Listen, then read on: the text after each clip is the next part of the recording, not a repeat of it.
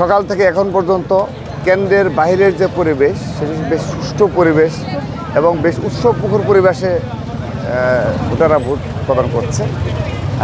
কিন্তু ভিতরের যে বেশ কিছু বিষয়, যে বিশেষ করে পুলিং এজেন্টের বিষয়টা এবং আরও প্রায় 30-40টা বুথের এগেনস্টে একজন পুলিং এজেন্ট, এবং এই বিষয়টি আমাদের অবশ্যই একটু আপত্তি রয়েছে এবং আমরা আমাদের সেই আপত্তি জানিয়েছি।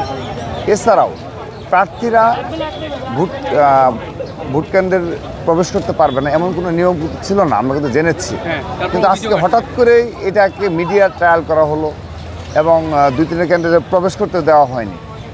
তো এটি কেন হলো, কেন এই ধরনের ঘটনা ঘটলো এটা বলতে পারবো না, কারণ আমাদের আচরণবিধিতে স্পষ্ট লেখা রয়েছে এবং আমরা গতকাল কথা বলেছি যে কারা প্রবেশ করতে পারবে।